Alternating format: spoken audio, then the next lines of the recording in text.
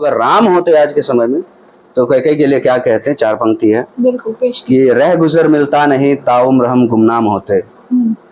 रह गुजर मिलता नहीं ताउम्र हम गुमनाम होते, वो अगर वनवास न देती तो हम बेनाम होते। और शाहजादे ही बने रहते भले अवतार थे हम, राजकुमार थे, शाहजादे ही बने रहते भले अवतार थे हम, कैकेयी माता न होती तो कहाँ से राम होते। कि शुद्ध विचार लिए हुए लोग गंदी राजनीति में कहीं नहीं टिक पाते। और राजनीति मेरे हिसाब से लगता है कि आप उदाहरण के तौर पे 2 व्यक्ति का मैं नाम गिनाऊं या बहुत अनगिनत नाम गिना सकता हूँ। राजनीति बिहार के लोगों के डीएनए में बसा हुआ चीज है। अगर एक रिक्शा या पंचर छाप पे पंचर साटने वाला भी व्यक्ति के पास बैठ जाओगे, वो भी आपको पॉलिटिक्स पे 10-15 ज्ञान जरूर दे देगा। तो यहाँ ढोल, गंवार, शूद्र, पशु और नारी। शूद्र का मतलब होता है श्रमिक वर्ग, नॉट छोटी जाति। गंवार मतलब होता है जिनको कोई लिहाज, कोई ढंग नहीं होता, अदब नहीं होता, जाहिल लोगों को गंवार बोला जाता है। पढ़े लिखे लोग भी कहते हैं कि पढ़े लिखे लोग भी जाहिल होते हैं। तो ढोल। नमस्कार छपरा, आप देख रहे हैं हमारा चैनल बोलेगा बिहार। और आज फिर रविवार को हम एक बार फिर से आपके सामने आ गए हैं लेकर हमारा बेहद ही खास शो, जिसका नाम है बोलिए जनाब। जैसा कि आप सभी जानते हैं कि हम अपने शो में इस समय छपरा के तरह तरह के साहित्य प्रेमियों से मिल रहे हैं। काफ़ी हमें खुशी हो रही है आज कि आज हम अपने इस इंटरव्यू में छपरा के एक युवा साहित्यकार का परिचय लेने वाले हैं। आइए इनका परिचय हम इन्हीं की जुबानी जानते हैं। नमस्कार। सबसे पहले बोलेगा बिहार के तमाम दर्शक सबको प्रणाम है और छपरा सारण वासियों को प्रणाम। आप सब जानते हैं मैं प्रखर पुंज हूँ और पेशे से एक शायर हूँ और चित्रकार हूँ, और कुछ कर गुजरने की जुनून लेकर यहाँ से अपने देश के लिए, अपने लोगों के लिए कुछ करने की प्रयास में हूँ आप लोग के दुआओं से। बस ये छोटा सा मेरा एक, कलाकार की कोई पहचान नहीं होती है, कलाकार का परिचय उसका काम होता है। तो धीरे धीरे आप लोग के दुआओं से कुछ करते जाएंगे और आप लोग को पता चलता रहेगा। बिल्कुल, बहुत अच्छी बात कही प्रखर ने कि कलाकार की कोई पहचान नहीं होती। एक और मेरा छोटा सा क्वेश्चन है प्रखर कि आपकी क्वालिफिकेशन क्या है? क्वालिफिकेशन हमारी पोस्ट ग्रेजुएशन है जूलॉजी में। अच्छा। थोड़ा सा अतर है क्योंकि बाबूजी हमारे मैथ के शिक्षक हैं। अच्छा। और होता नहीं कि घर की मुर्गी दाल बराबर, मैथ के शिक्षक है, सारे बच्चे मैथ पढ़ते हैं, मेरा मैथ कमजोर था। अच्छा। तो पहले जमाने में होता था साइकोलॉजिकली कि अगर मैथ कमजोर है तो बायो ले लो, लड़कियों वाला सब्जेक्ट है, पढ़ना बड़ा, डायग्राम बनाना आसान। तो मुसव्विर हैं, चित्र बनाते थे, तो मुझे बायोलॉजी काफी आकर्षक लगा। अच्छा। तो साहित्य में है, कला में है, लेकिन स्नातकोत्तर मेरा जो है जीव विज्ञान से रहा।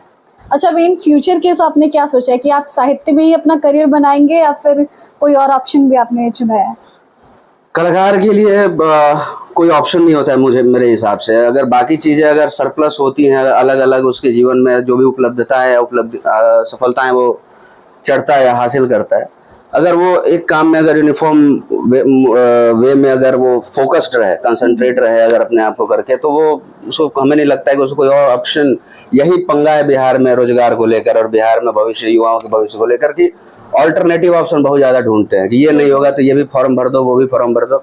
अगर आप अपनी एक पहचान बनाना चाहते हैं दुनिया में, किसी बड़े आप उद्योगपति को देख ले, क्रिकेटर को देख ले, एक्टर को देख ले, किसी भी विधा में किसी भी डांसर को देख ले, धर्मेश सर एक काफी फेमस हुए।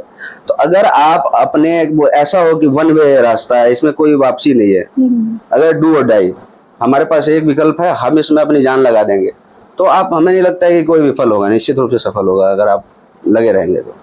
इसका मतलब दर्शकों, प्रखर ने साफ कर दिया है कि वो ये साहित्य छोड़ के कहीं जाने वाले नहीं है, वो अपना आगे का करियर भी साहित्य में ही बनाने वाले हैं। बहुत अच्छी बात है कि आपने अपने पैशन को ही अपना करियर चुना हुआ है प्रखर।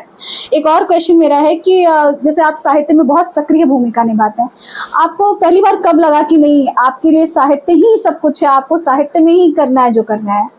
सबसे पहले बता दूं कि मेरी 2 आइडेंटिटी हो गई है। मतलब एज ए आर्टिस्ट, मैं प्रोफेशनली एक फाइन आर्टिस्ट हूँ। अच्छा। एक चित्रकार हूँ। साहित्य जो है वो होता है ना कि माता पिता जो बचपन से जो चीजें आपके अंदर एज ए परवरिश, जो चीजें आपके अंदर बीजारोपण करते हैं, वही अंकुरित होकर बाहर आता है। तो इंडियन माइथोलॉजी और स्पिरिचुअलिटी से मेरी माँ का काफी संबंध रहा है। और माता जी कहता है कि घर में इसीलिए कहता है कि औरतों को शिक्षित करना बहुत जरूरी होता है। अगर औरतें हैं, क्योंकि औरत का प्रकृति जो है, स्त्री जो है वही प्रकृति है, हमारी प्रकृति को भी देवी कहा गया है।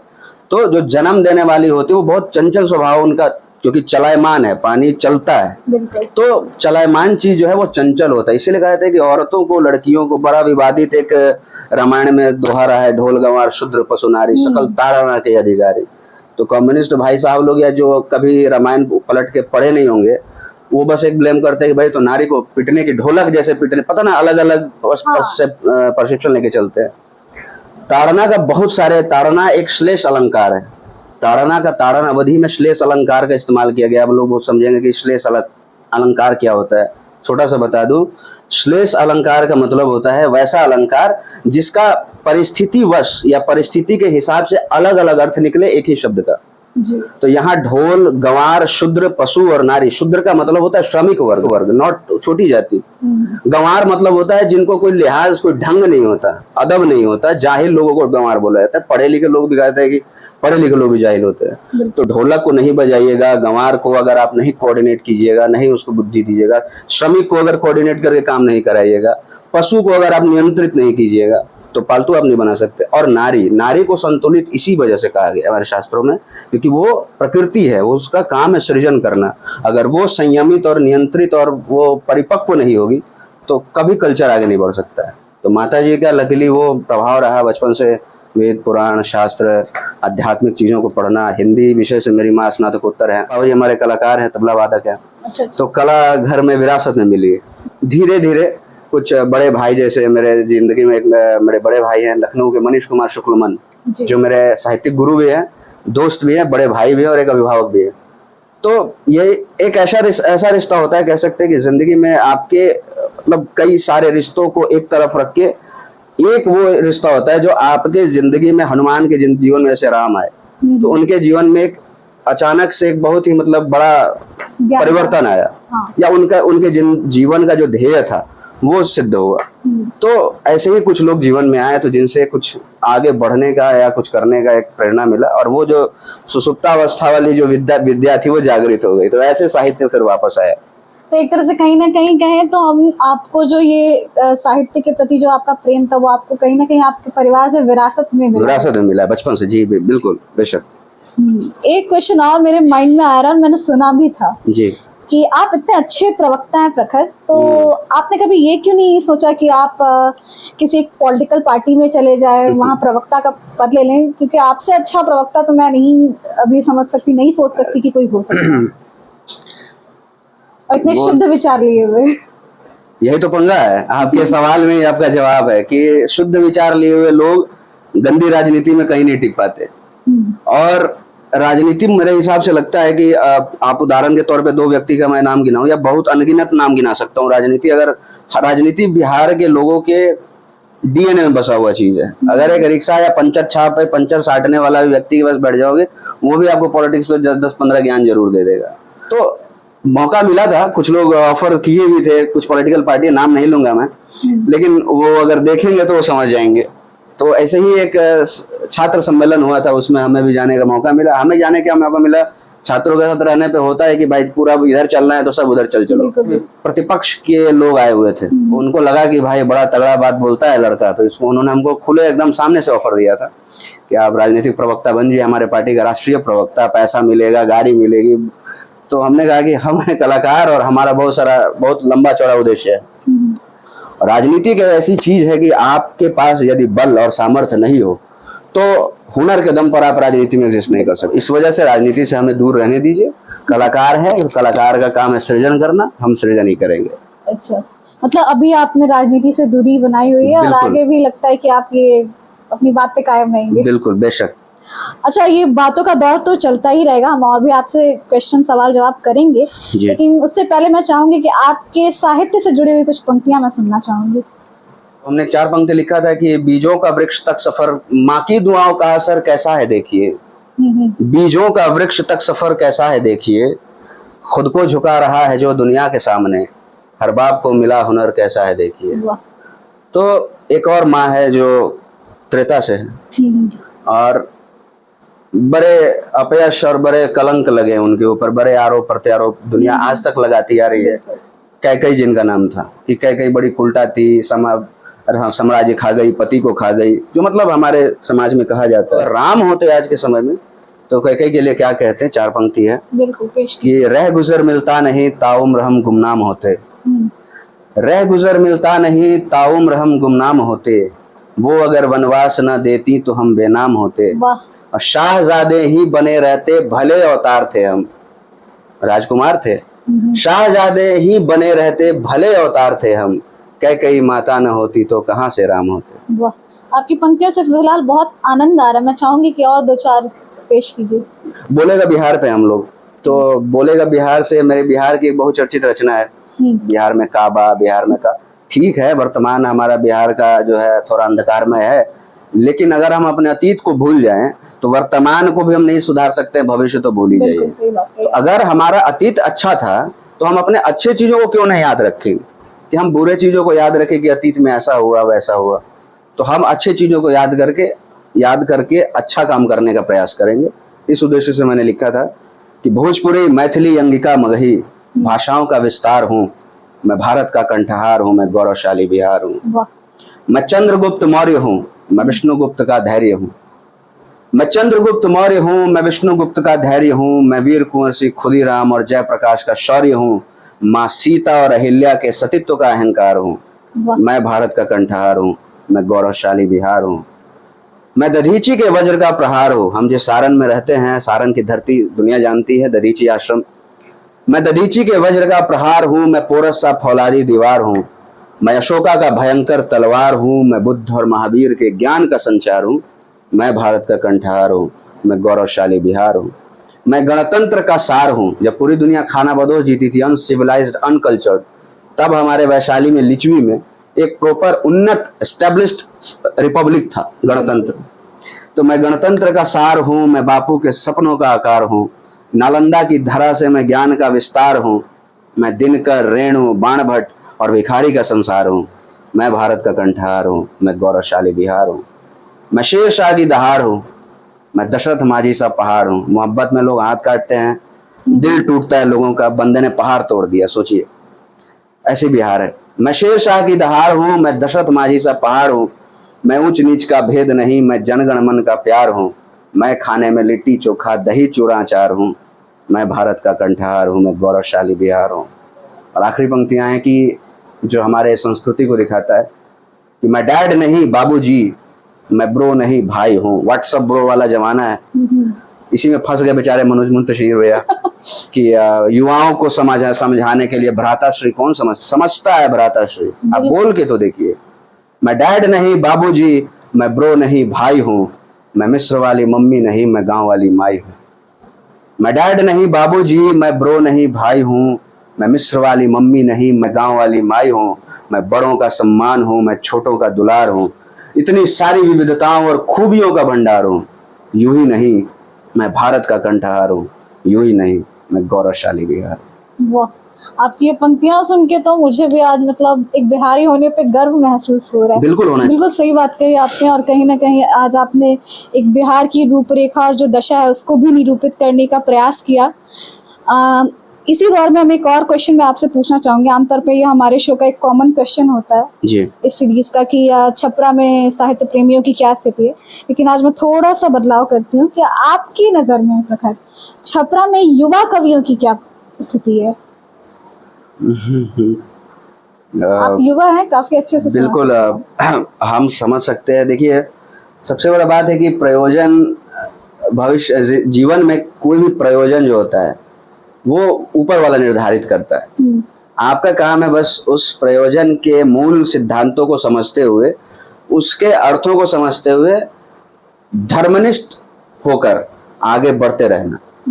अब छपरा, चूंकि आपको मैं हकीकत बताऊं, मैं ज्यादातर लखनऊ रहता हूं और अभी प्रॉपर अब शिफ्ट भी कर रहा हूं। क्योंकि होता है ना कि राम जी को भी भगवान राम बनने के लिए वनवास जाना पड़ा था, घर छोड़ना पड़ता है कुछ हासिल करने के लिए। तो सबसे पहले तो अगर यहाँ के साहित्यिक परिवेश की बात की जाए, युवाओं में खास करके, तो एक दो लड़के हैं। एक अभिनंदन नाम का एक लड़का है जो उसने कुछ दिन पहले एक पत्रिका प्रकाशित की थी अपने माँ के नाम से। उसके वो इनॉग्रेशन में कुछ पत्रकार आए थे प्रिंट मीडिया के, तो जो पत्रकारिता के मूल्यों को समझते हैं और उसका अक्षरशः पालन करते हैं। साथ में कुछ युवा लड़के भी आए थे। अगर व्याकरणिक त्रुटियों की बात की जाए या साहित्य की जो परंपरा है या उसके जो सिलेबस है उसके हिसाब से बात की जाए तो सबसे बड़ी बात है कि यहाँ बड़े साहित्यकारों का मार्गदर्शन कम है या उनकी गतिविधियां नगण्य है, एकदम गौण है। गिन चुन के अगर देखा जाए साहित्यिक गतिविधियों में तो एक छपरा के आपके मैं बहुत क्लियर कट बोलता हूँ, मैं किसी के साथ मंच साझा कर रहा हूँ नहीं कर रहा हूँ वो मैं नहीं जानता, लेकिन जो बात है वो है। सुहेल अहमद हाशमी नाम के एक शायर हैं, काफी चर्चित होते हैं वो, और मुझे काफी कुछ सीखने को मिला उनसे, मेरे अभिभावक के जैसे।